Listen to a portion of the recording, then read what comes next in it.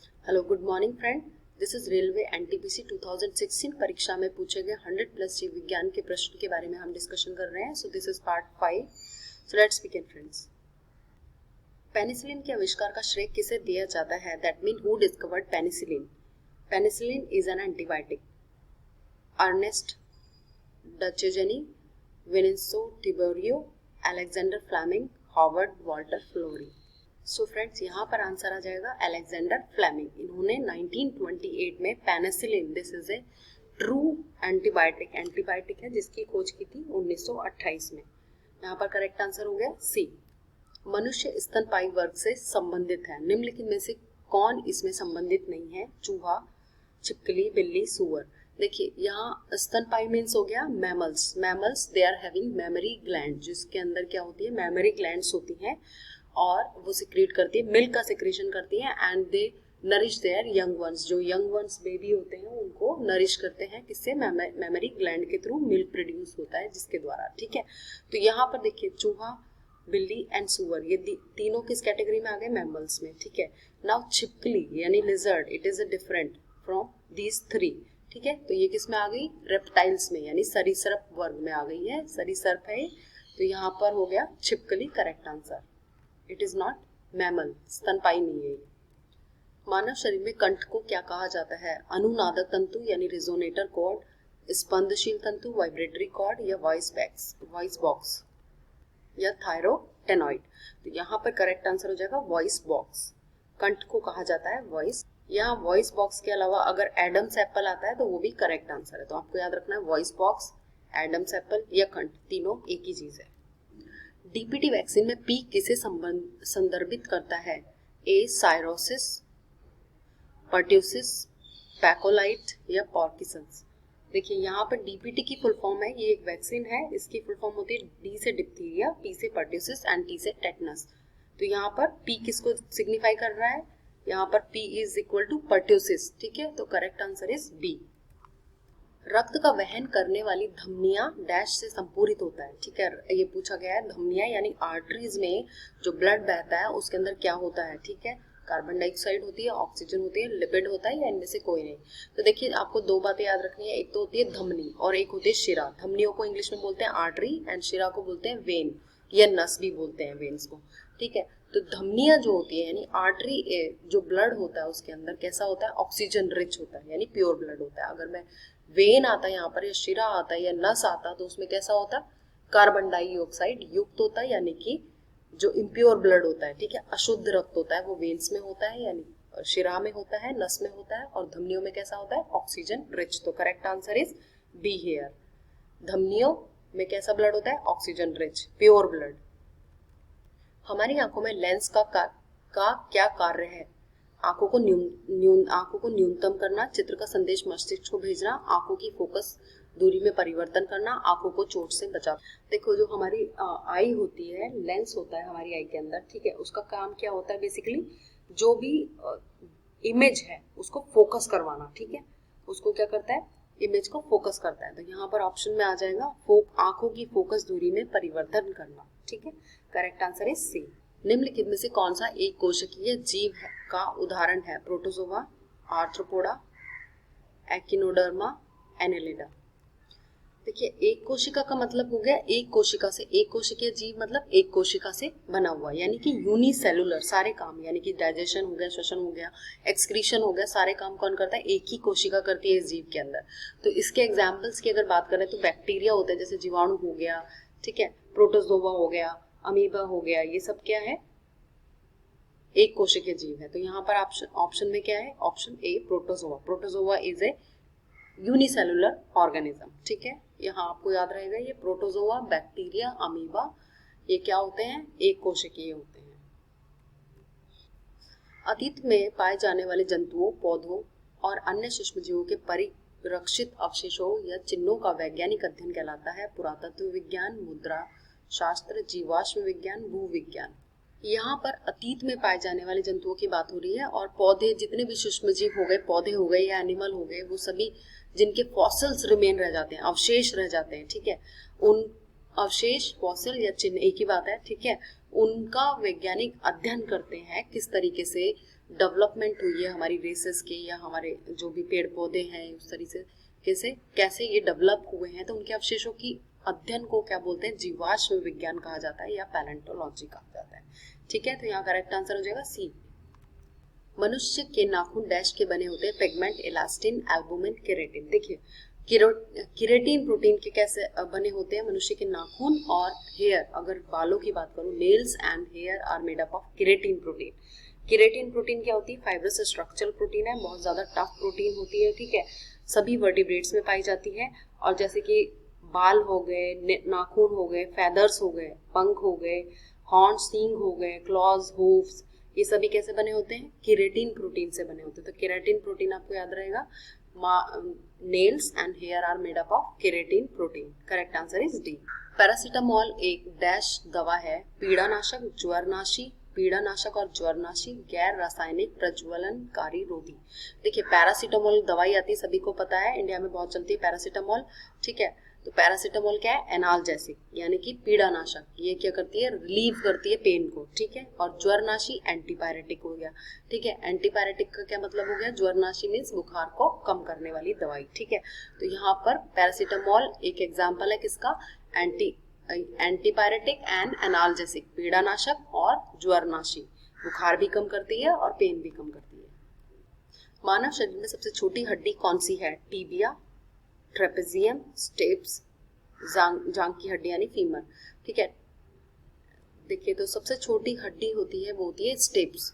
Steps कहाँ होती है, मिडिल ईयर में 3 ऑसिकल्स होती है हमारे कान के अंदर। ठीक है, उनमें से सबसे छोटी होती है स्टेप्स। तो करेक्ट आंसर हो गया सी। यहाँ पर टीबिया भी है, टीबिया कहाँ की हड्डी होती है, पैर की हड्डी होती है। ठीक है, लोअर जो नी से नीचे वाली हड्डी है उसको बोलते हैं टीबिया। 2 हड्डियां होती है, tibia and fibula. And femur हमारे थाई की हड्डी होती है, फीमर जो लॉन्गेस्ट बोन होती है। ठीक है, तो सबसे स्मॉल की बात करेंगे तो स्टेप्स हो जाएगा, ट्रेपेजियम तो मैथ में वर्ड है। पौधे का कौन सा हिस्सा पानी और खनिज के परिवहन को सक्षम करता है, तना, जड़ें, जाइलम या पेटियोल, डंठल। देखिए इसमें पूछा गया पौधे का कौन सा हिस्सा पानी और खनिज के परिवहन को सक्षम करता है। अब देखिए जाइलम दिया हुआ है, जाइलम क्या है, एक टिश्यू होता है। ठीक है, जाइलम क्या करेगा, जो आपके जितने भी पानी है या खनिज लवण है उनका परिवहन करता है, नीचे से ऊपर तक पूरे पेड़ के अंदर, ट्री के अंदर ट्रांसपोर्टेशन का काम करता है। अगर यहाँ पर पानी की जगह पोषक तत्व या न्यूट्रिशन के बारे में पूछा जाता तो यहाँ पर आंसर होता है फ्लोएम। फ्लोएम क्या करते हैं, जितने भी न्यूट्रिएंट होते हैं उसको पूरे ट्री के अंदर अप्स एंड डाउन वो पूरा फैलाता है। पूरे ट्रांसपोर्टेशन का काम कौन करता है, आपके ये न्यूट्रिशन के का काम जो करेगा वो है फ्लोएम। और पानी पूछा गया है, पानी जो खनिज लवणों के बारे में पूछा गया है तो जाइलम करेक्ट आंसर होगा। पानी का काम कौन, ट्रांसपोर्टेशन का काम जाइलम करता है। एंड फ्लोएम किसका करता है, जो आपके न्यूट्रिशन होता है यानी पोषक पदार्थ होता है उनको ऊपर नीचे ट्रांसपोर्ट का काम करता है। जैव प्रौद्योगिकी यानी बायोटेक्नोलॉजी का तात्पर्य है बैक्टीरिया का तकनीक अध्ययन, शरीर में रसायनों का तकनीक अध्ययन, मानव शरीर रचना विज्ञान के क्षेत्र में तकनीक का इन्फ्यूजन या औद्योगिक प्रक्रियाओं में सजीवों का अध्ययन। देखो बेसिकली बायोटेक्नोलॉजी क्या होता है, बायोटेक्नोलॉजी के अंदर जितने भी लिविंग सिस्टम है, बायोलॉजिकल सिस्टम है, लाइक बैक्टीरिया हो गया और कोई प्लांट्स हो गए, उन सभी का जो सजीवों का लिविंग ऑर्गेनिज्म के डिफरेंट पार्ट का यूज करके उन्हीं से क्या होता है डिफरेंट वैरायटी ऑफ प्रोडक्ट तैयार किया जाता है। ठीक है, तो उसी को हम कहते हैं कि बायोलॉजिकल सिस्टम से दूसरी चीजों का निर्माण करना, तकनीकी तरीके से दूसरे चीजों की उत्पत्ति करना। ठीक है, तो यहाँ आंसर में देखिए ये हो गया औद्योगिक प्रक्रियाओं में सजीवों का उपयोग, ये करेक्ट आंसर है। औद्योगिक प्रक्रियाओं जो होती हैं, जैसे कि बहुत सारा मास स्केल पे आपको प्रोडक्शन करना है किसी चीज का, किसी प्रोडक्ट का प्रोडक्शन करना है। ठीक है, आइदर इट इज आपके ये मेडिसिन हो गई, दवाइयाँ हो गई, है ना। ठीक है, इन सभी का कैसे प्रोडक्ट बनाए जाते हैं सजीवों का उपयोग करके। ठीक है, एक एग्जांपल मैं आपको बताती हूँ, जैसे यीस्ट है, यीस्ट क्या होती है, जो यीस्ट होती है उसके थ्रू क्या करते हैं हम ब्रेड मेकिंग, फर्मेंटेशन का प्रोसेस करते हैं। ठीक है, तो यीस्ट से ब्रेड बनाना मास स्केल पे, तो लिविंग ऑर्गेनिज्म से डिजायर प्रोडक्ट बनाना, ठीक है, लिविंग जितने भी हैं उनसे अपनी इच्छा से आप मास स्केल पे प्रोडक्ट बनाओ, तो उसी को हम कहते हैं बायोटेक्नोलॉजी, ठीक है। तो करेक्ट आंसर हो जाएगा डी, औद्योगिक प्रक्रियाओं में सजीवों का उपयोग, क्योंकि इंडस्ट्रियल स्केल पे वो काम हो रहा है, ठीक है, इसलिए औद्योगिक प्रक्रिया आ जाएंगी, और लिविंग ऑर्गेनिज्म का यूज हो रहा है, इसलिए हम कहेंगे औद्योगिक प्रक्रियाओं में सजीवों का उपयोग। माइकोलॉजी क्या है? जीवाणुओं का अध्ययन, कवकों का अध्ययन, विषाणुओं का अध्ययन, परजीवियों का अध्ययन। देखिए, जीवाणुओं के अध्ययन को बोलते हैं बैक्टीरियोलॉजी, परजीवियों के अध्ययन को बोलते हैं पैरासाइटोलॉजी, क्योंकि परजीवी का मतलब होता है पैरासाइट, ठीक है। कवकों के अध्ययन को हम कहते हैं माइकोलॉजी, यानी study of fungi is known as mycology. यहाँ पर एक और टर्म है विषाणुओं का अध्ययन, विषाणु मीन्स होता है वायरस, तो यहाँ हो गया virology, virology is the study of virus. विषाणुओं के अध्ययन किसको कहते हैं? वायरस के अध्ययन, विषाणुओं के अध्ययन को कहते हैं वायरोलॉजी। कवकों को mycology. Correct answer is B. मगरमच्छ के बच्चे को क्या कहा जाता है? कोडलिंग, गोसलिंग, फिंगरलिंग या हैचलिंग। तो यहाँ पर देखिए करेक्ट आंसर हो जाएगा हैचलिंग। हैचलिंग मीन्स होता है बेबी ऑफ क्रोकोडाइल, जो क्रोकोडाइल के बच्चे, मगरमच्छ के बच्चे को हैचलिंग बोला जाता है। डैश में विटामिन डी सबसे ज्यादा होता है, बिनोला यानी कॉटन सीड, ऑयल जैतून का तेल यानी ऑलिव ऑयल, कॉड लिवर तेल मछली का तेल या सूरजमुखी का तेल, ठीक है। सबसे ज्यादा जो होता है विटामिन डी वो होता है मछली के तेल में, यानी कॉड लिवर ऑयल। जैसे श्रिम्प हो गया, जितने भी सी एनिमल है, श्रिम्प है, ऑयस्टर है, सालमन है, ठीक है, ये कॉड लिवर है, इन सब में क्या होता है? सबसे ज्यादा विटामिन डी होता है। Correct answer is C here. पृथ्वी के अध्ययन को डैश कहा जाता है? Ecology, biology, ethology, geology. तो करेक्ट आंसर हो जाएगा यहाँ जियोलॉजी। देखिए, इकोलॉजी तो हो गया एनिमल और उसके एनवायरनमेंट के बारे में स्टडी करना, ठीक है, उनकी रिलेशनशिप के बारे में स्टडी करना। बायोलॉजी मीन्स होता है जीवों का अध्ययन। जियोलॉजी मीन्स होता है कि पृथ्वी का अध्ययन करना। तो करेक्ट आंसर यहाँ क्या है? डी। एंड इथोलॉजी मतलब होता है ह्यूमन बिहेवियर की स्टडी करना with its and with environment, ठीक है। तो यहाँ पर बेसिकली ह्यूमन बिहेवियर की स्टडी, इथोलॉजी ह्यूमन बिहेवियर की स्टडी विद सोशल ऑर्गेनाइजेशन, ठीक है। जियोलॉजी हो गया आपका पृथ्वी का अध्ययन करना। लाल मिट्टी में खेती करना मुश्किल होता है क्योंकि इसकी जल धारण क्षमता कम होती है या अत्यधिक प्रदूषित होती है, इसके साथ जैविक घटक नहीं मिलते, इसका रंग लाल होता है। इसका मेन रीजन होता है कि इसकी जो वाटर कैपेसिटी होती है, वाटर होल्डिंग कैपेसिटी है, वो कम है, यानी कि इसकी जल धारण क्षमता कम होती है, और इसमें लेस न्यूट्रिएंट भी होते हैं। तो यहाँ पर करेक्ट आंसर हो गया आपका ए, इसकी जल धारण क्षमता कम होती है क्योंकि ये क्रिस्टलाइन रॉक से प्रोड्यूस होती है, ये चट्टानों से बनती है, ठीक है। तो ए, इसकी जल धारण क्षमता कम होती है, इसलिए इसमें फार्मिंग करना मुश्किल होता है। वायु प्रदूषण का स्तर मध्यम माना जाता है यदि वायु गुणवत्ता सूचकांक होता है 0 से 50 के बीच, 51 से 100 के बीच, 101 से 150 के बीच, 151 से 200 के बीच। यहाँ पर एयर क्वालिटी इंडेक्स की बात हो रही है, ठीक है।